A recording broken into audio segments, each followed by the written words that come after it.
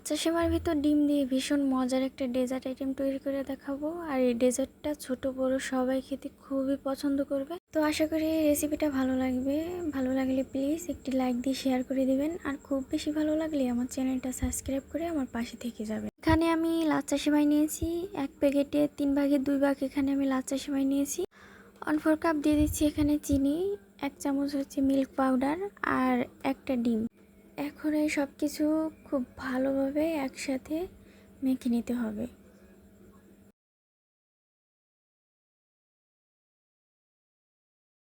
3 table চামচের মতো এখানে আমি লিকুইড দুধ দিয়ে দিচ্ছি।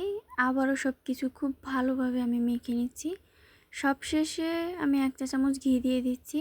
ঘিটা অবশ্যই দেওয়ার চেষ্টা করবেন, এতে করে সুন্দর একটা ফ্লেভার আসবে।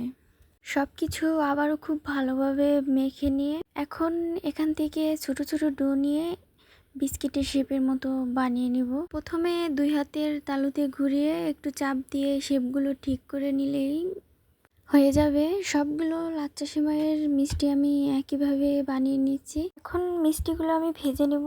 এর জন্য একটা প্যানে আমি পরিমাণ মতো তেল দিয়ে দিয়েছি। তেলটা যখন হালকা গরম হবে এই অবস্থায় মিষ্টিগুলো তেলের ভিতরে দিয়ে দিতে হবে। আমি এক এক করে সবগুলো মিষ্টি তেলের ভিতরে দিয়ে দিচ্ছি।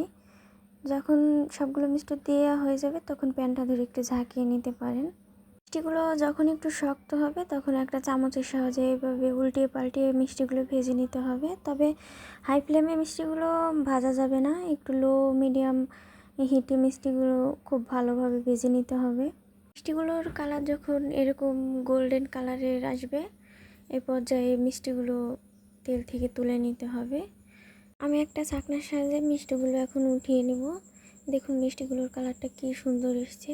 আমি আজ আপনাদের এই মিষ্টিগুলো দুধের শিরার ভিতর ভিজিয়ে দেখাবো। তবে আপনারা চাইলে এই মিষ্টিগুলো বিস্কুটের মতো খেতে পারেন, খেতে অসম্ভব মজার। একটা প্যানে আমি 3 টেবিল চামচের মতো চিনি নিয়ে নিয়েছি। চিনিটা দিয়ে আমি ক্যারামেল তৈরি করব। তো ক্যারামেল তৈরিটা আমরা সবাই কম বেশি পারি। যখন ক্যারামেলটা তৈরি হয়ে যাবে তখন আমি এখানে একটু পানি অ্যাড করে দিব। আমি এখানে সরাসরি দুধটা অ্যাড করছি না, কারণ অনেক সময় ক্যারামেলের ভিতর দুধটা দিলে জমে যেতে পারে। এখানে আমি জাল করা 3 কাপ পরিমাণের মতো দুধ দিয়ে দিচ্ছি। আপনারা আপনাদের পছন্দ অনুযায়ী দিবেন। দিয়ে দিচ্ছি ছোট 2টা তেজপাতা, 1 টুকরো দারচিনি, 2টো এলাচ। 1/2 কাপ দিয়ে দিচ্ছি চিনি আর স্বাদ বাড়ানোর জন্য 1 চিমটি লবণ দিয়ে দিচ্ছি। দুধটা আমি 5 মিনিটের মতো একটু জাল করে নিব। যখন দুধটা একটু ঘন ঘন হয়ে আসবে তখন আমি মিষ্টিগুলো দুধের ভিতরে দিয়ে দেব। চুলার হিট মিডিয়াম লোতে রেখে মিষ্টিগুলো আমি জাল করে নিব। মিষ্টিগুলো আমি 15 মিনিট জাল করে নিব। তো প্রথম 5 মিনিট আমি এইভাবে মিডিয়াম লোতে জাল করে নিব, দেন বাকি 10 মিনিট আমি ঢাকনা দিয়ে রান্না করে নিব। মিষ্টিটা আমার হয়ে গেছে। আমি ফ্রিজে 2 থেকে 3 ঘন্টা রেস্টে রেখে দিয়েছিলাম। যে কোনো ডেজার্ট আইটেম ঠান্ডা ঠান্ডা খেতেই খুব ভালো লাগবে দেখবেন। এখন আমি মিষ্টিটা আপনাদের সামনে সার্ভ করে দেখাচ্ছি। দুধ খেয়ে দেখুন মিষ্টিটা কিভাবে ফুলে গেছে। মিষ্টিটা খেতে কিন্তু অসম্ভব মজা। একদিন ট্রাই করে দেখতে পারেন।